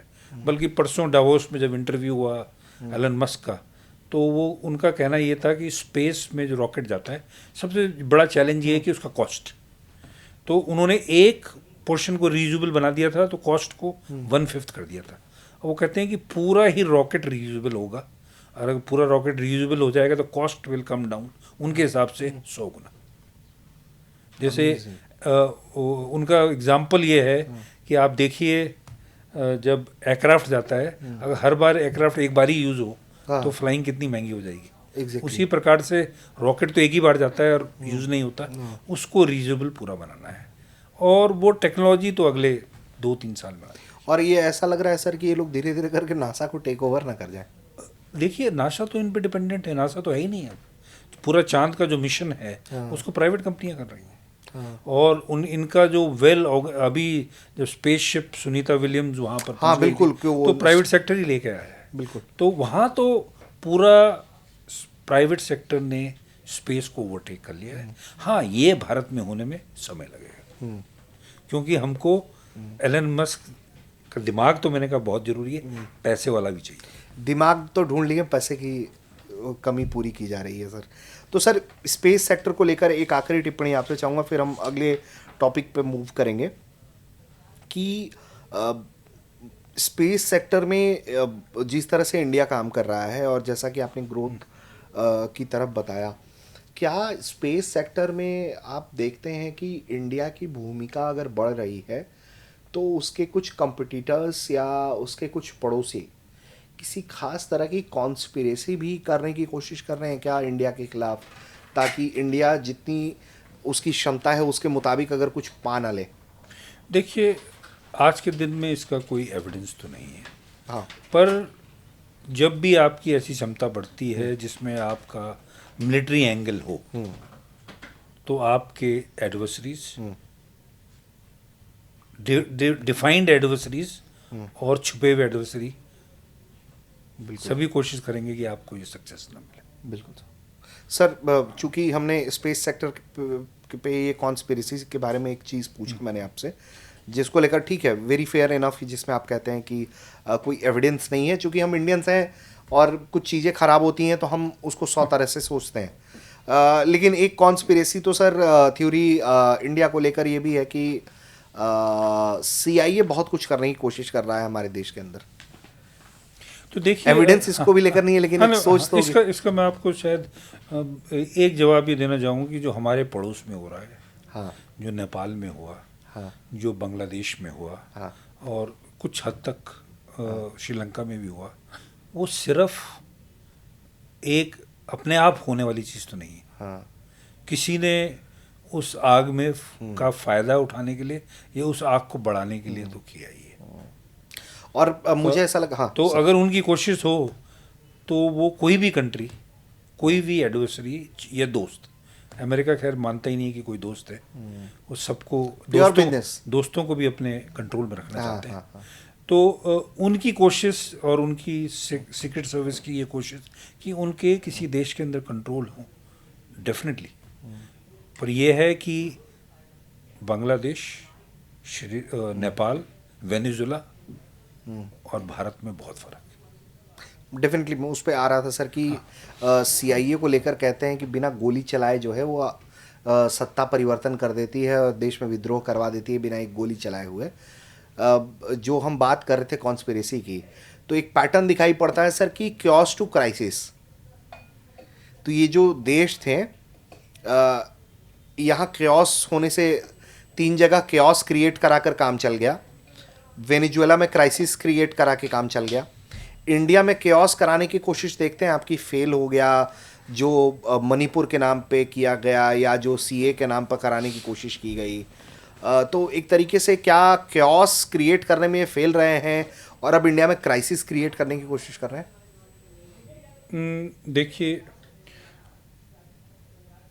हमारी इंस्टीट्यूशंस उस तरीके से रहें जिस तरीके से एक अच्छी डेमोक्रेटिक कंट्री की इंस्टीट्यूशन रहती, और इसमें मैं बोल रहा हूँ सेना, गवर्नमेंट, हमारे सिस्टम ऑफ स्टेट गवर्नेंस और सेंट्रल गवर्नमेंट्स, जुडिशरी, तो कोई भी हमारा बाल बांका नहीं कर सकता। ठीक है, क्योंकि हमारे एक कुछ फ़ायदे हैं। भारत एक सब कॉन्टिनेंट है, एक छोटा सा देश नहीं। जैसे मैंने कहा, हम बनाना रिपब्लिक नहीं, हमारे एक इमोशन से नहीं होता। और हालांकि आज के दिन में सोशल मीडिया में आप भड़का सकते हैं, इमोशंस को वो कर सकते हैं, जो कि मणिपुर में जाहिर है। पर फिर भी हमारे साइज और हमारी इंटरनल रेजिलेंस जो बनी है पिछले हमारे आज़ादी के बाद में, उसको हिलाना इतना आसान नहीं। डिफरेंस ऑफ ओपिनियन तो हो सकता है, देश के खिलाफ कुछ नहीं करेंगे। और उसको संभालने के लिए हमारे सिस्टम्स हैं, और किसी भी सरकार की जिम्मेवारी है कि उन सिस्टम्स को स्ट्रॉन्ग और कंट्रोल में रखना है। ऐसे खतरे, मैं CIA नहीं बोलूँगा, किसी का भी ऐसा खतरा जो कि हमारे यहाँ सबवर्जन पैदा करने की कोशिश करे, अलग तरीके इस्तेमाल करने के लिए, उस पर नज़र रखनी है और उसको अगर हो सके तो उसको रोकना है। आप देखिए कि जब भारत में फ्री गेहूँ आता था, PL-48 का, उस समय पैसे हम उनको रुपए में देते थे। उसका मतलब क्या था कि रुपए आप कहीं भी खर्चिए, आप हमारे देश के अंदर जो भी इंटरनल कर सके। आज के बाद में आज ऐसी हालत नहीं है कि हमको कहीं पर कटोरा लेके जाने की जरूरत है, हम सेल्फ सफिशिएंट हैं। तो इसलिए हाँ, इसका ये जो चीज़ है, इसका गवर्नमेंट को बहुत ध्यान रखना पड़ता है। पर एक तरफ ये भी बोलूँगा, इसको अपनी गलतियों के लिए भी बहाना नहीं बनाना है। ओके। मणिपुर में भी हमने ये देखना है कि ऐसा क्यों हुआ, क्या हम इसको ठीक कर सकते थे, क्या कोई चीज़ें हैं जो इसको सिर्फ ये ब्लेम, कोई भी कहीं भी ऐसी कमज़ोरी आएगी तो फ़ायदा उठाने वाले आएंगे। पर कमज़ोरी को, घाव आएगा तो उसमें जर्म्स तो आ ही जाएंगे। आपने घाव को रोकना है, वो जिम्मेवारी को आपने ये नहीं कर सकते कि दूसरे ने हमारा घाव इतना बड़ा कर दिया कि हमारा हाथ कट गया। ओके, बिल्कुल सही बात है। और वो भी एक पैटर्न तो यही है ना कि पहले आपके देश में कुछ होगा, फिर सामने वाली पार्टी उसको फ्यूल इनफ करना चाहती है। तो डेमोक्रेटिक प्रोसेस है जिसमें कुछ हद तक गवर्नमेंट को और लोग पूछेंगे, ये बहुत अच्छा और हेल्दी है, इसको नहीं तोड़ना, मेरा कहना है। बिल्कुल सर। तो सर ये तो बात हो गई, और इसमें दो और सवाल हैं सर मेरे पास आपके लिए इस सब्जेक्ट पे, कि एक तो बांग्लादेश पाकिस्तान के गठजोड़ को कैसे देखते हैं आप? देखिए, हमेशा ही आपको ये देखना है कि बांग्लादेश कहाँ से बना था, कैसे बना था। बिल्कुल। बना तो वही था, मुस्लिम मेजॉरिटी नेशन जिसने भारत को छोड़ा था। हाँ। वो तो भारत की काबिलियत थी, भारत की क्षमता थी कि एक हम पाकिस्तान को पाकिस्तान और बांग्लादेश बना पाए। तो वहाँ कुछ फोर्सेस डेफिनेटली वो हैं जिनका सेंटिमेंट एंटी इंडियन है, शुरू से रहा है। और हमको ये देखना है कि 15 साल हमारे बहुत अच्छे रिलेशन भी बांग्लादेश के साथ रहे। तो हमको इसको लॉन्ग टर्म में देखना है कि कभी ये बहुत नीचे जाएंगे, कभी बहुत ही ऊपर जाएंगे, ये हाथ से इतने बाहर ना चले जाएं कि पाकिस्तान का टोटल बांग्लादेश में कंट्रोल हो जाए। पर हर एक बांग्लादेशी को सच्चाई पता है, जो पाकिस्तान ने 1970 में और 1971 में किया है, अगर बांग्लादेश वो भूल जाता है तो मेरे पास कुछ कहने को नहीं। हाँ, मतलब इससे बड़ी ट्रेजेडी उनके समाज में और कुछ हो भी नहीं सकती है। और सर एक कंपैरिजन अगर मैं चाइना अमेरिका से इंडिया की करना चाहूँ, उस पर आपकी क्या राय है कि हम इंडिया चाइना और इंडिया वर्सेस अमेरिका के बरक्स कहाँ खड़े हैं हम? ग्लोबल सिचुएशंस हो, मिलिट्री पावर्स हो, या दूसरे ऐसे क्योस हो, जैसे अमेरिका को की भूमिका हम देखते हैं कहीं भी चला जाता है, क्योंकि भारत हमेशा से ही शांति प्रिय देश है, दूसरे के मामलों में, आंतरिक मामलों में नहीं ये करता है। क्या आपको लगता है कि चाइना और अमेरिका की तरह सुपर पावर बनने के लिए भारत को या तो चाइना की तरह फंडिंग्स करने पड़ेंगे इंडिया को हर जगह, या फिर मिलिट्रीली डिक्टेशन जो अमेरिका करता है, पैसा तो बहुत बात की बात है, मिलिट्री डिक्टेशन जैसा करता है वैसा इंडिया को करने की ज़रूरत है? देखिए, पहले बात तो हमको ये पहचानना है कि हमारा ना एम्बिशन रहा है न रहेगा कि ग्लोबल विस्तारवाद हम नहीं चाहते। ग्लोबल पावर बनने का हमारा है, हम रीजनल इंडिपेंडेंट पावर रहे, कोई हमारे साथ छेड़खानी ना कर पाए। ठीक है, ओके। तो उसके लिए क्या है, कॉम्प्रिहेंसिव नेशनल पावर होना बहुत जरूरी है। और एक जो हमारी फॉरेन पॉलिसी का मुद्दा रहा है पहले से और अभी तक, स्ट्रैटेजिक ऑटोनॉमी। जी बिल्कुल। हम ना लेफ्ट की तरफ हैं ना हम राइट की तरफ हैं, हमारी अपनी पॉलिसी है जो कि इंडिया की है। और उससे उससे क्या हुआ है, हम ग्लोबल साउथ को अपने साथ लेके आए हैं। हमारी रीच चाहे मिडिल ईस्ट में हो, चाहे अफ्रीका में हो, हर अलग अलग विचार के लोगों के साथ। अच्छा, और आप जो पूछ रहे हैं कि अमेरिका और चाइना के बनस्पत इंडिया क्या है, देखिए सब कुछ सबसे इम्पोर्टेंट इकॉनमी से बनता है। तो अगर हमने 1947 में विकसित भारत देखना है, तो विकसित भारत का सबसे बड़ा अंग मेरे हिसाब से इकोनॉमिक पावर है, क्योंकि अगर इकोनॉमिक पावर आएगी तो मिलिट्री पावर ऑटोमेटिकली आ जाएगी, बाकी सब कुछ हो जाएगा। हमारे पास में यूथ है, हमारे पास में इंटेलिजेंस है, हमारे पास में एक वो मुहिम है जो कि दुनिया के किसी भी देश में नहीं, कल्चर है, पुरानी सिविलाइजेशन है, पर उसको अपने फ्रिक्शन पॉइंट्स को मिनिमाइज कर और सबसे ज़रूरी ये है कि हमको देखना है कि अपनी इकोनॉमी को इतना बढ़ाना है, सब कुछ बाकी सब ठीक हो जाएगा। तो हम अभी इकोनॉमी कहाँ थे और कहाँ पहुँच गए हैं, पर मेरे हिसाब से तो जिस दिन हम नंबर 1 इकोनॉमिक पावर हो जाएंगे तो बाकी चीज़ें तो अपने आप ओके आ जाए। सर तो ये तो आपसे जुड़े हुए सब्जेक्ट्स रहे, अब थोड़ा सा आपके पर्सनल लाइफ पर भी बात कर लेता हूँ मैं। हमारे सहयोगी चैनल के डिफेंस कॉरेस्पॉन्डेंट हैं मंजीत नेगी जी।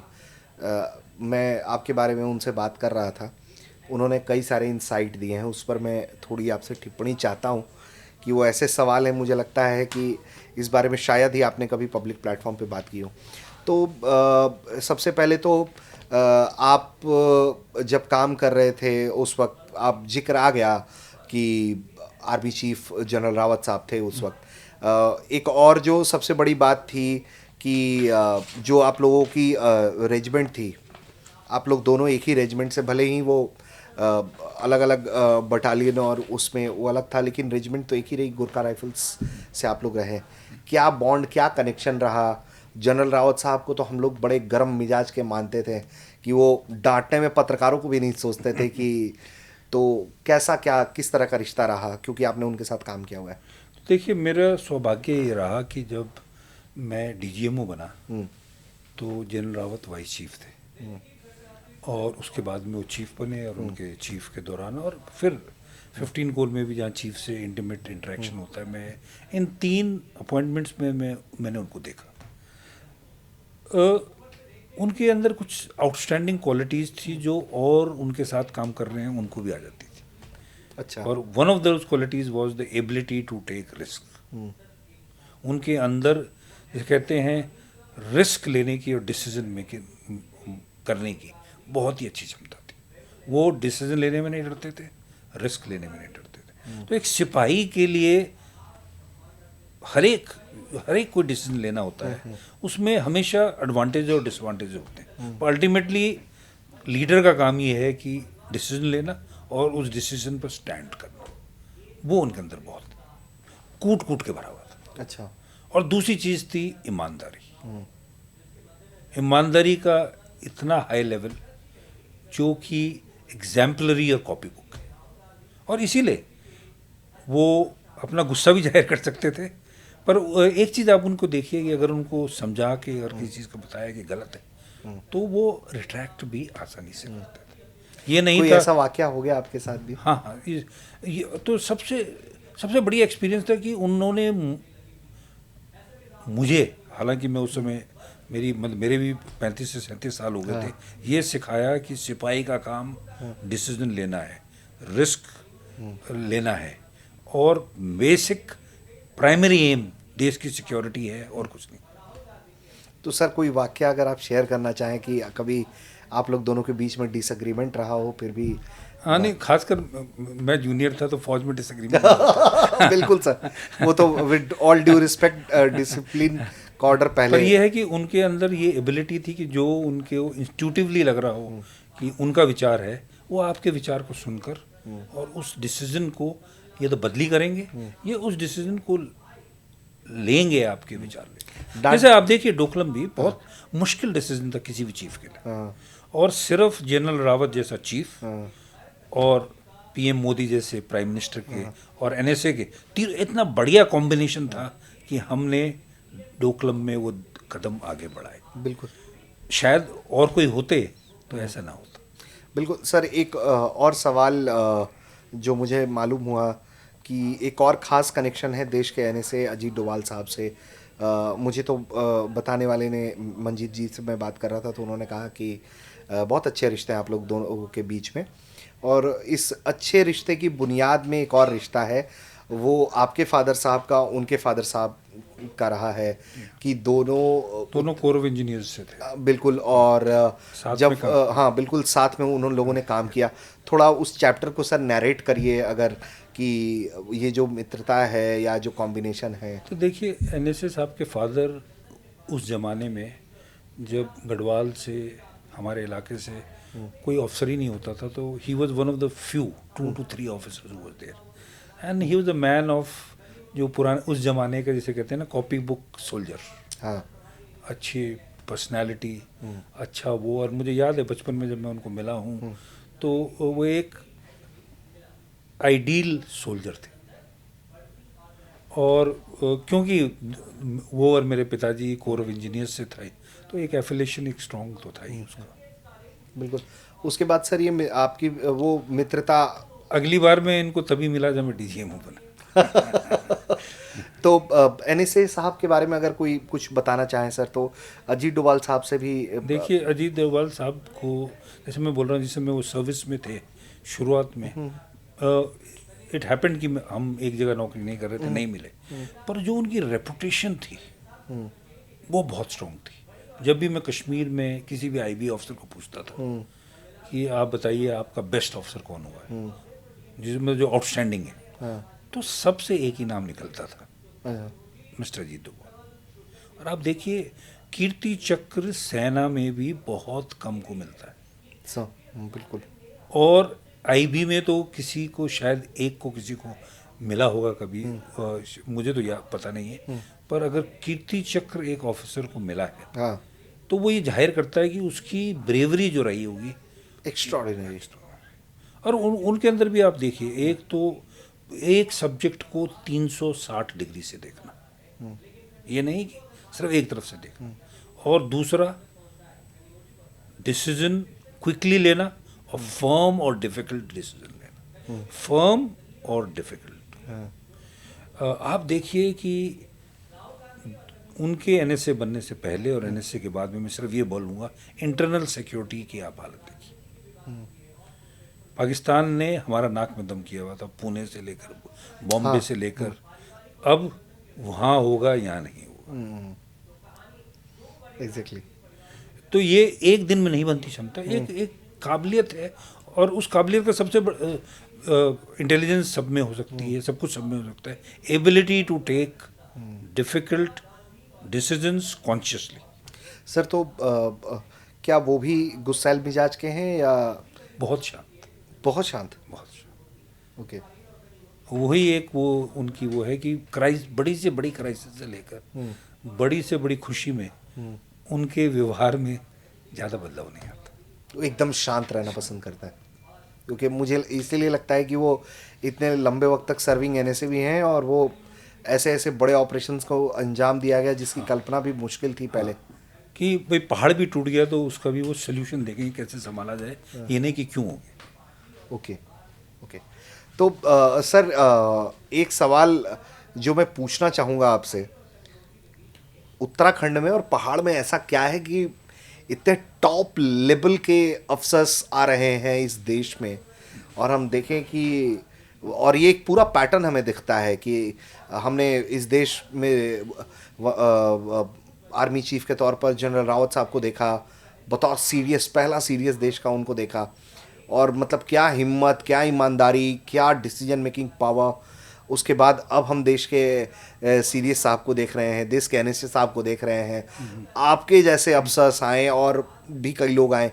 क्या है उत्तराखंड की मिट्टी में जो ऐसे जुनूनी देशभक्त पैदा पर किए जा रहे हैं ये लोग? देखिए, हो सकता है कि हमारे पूर्वज नेचर के डिफ़िकल्ट इलाके में जो रहते थे और नेचर के पास रहते थे, उसका ही इम्पैक्ट होगा। और मैं कुछ शब्दों में तो ये बोलूँगा, जैसे मेरे पिताजी मुझे कहा करते थे कि देखो, मैं तुम्हें वसीयत में 3 ही चीज़ दे सकता हूँ, वफादारी, ईमानदारी और मेहनत। मैं तुमको कोई जायदाद नहीं दे सकता। अच्छी एजुकेशन के अलावा मैं तुमको ये 3 ही चीज़ दे सकता हूँ।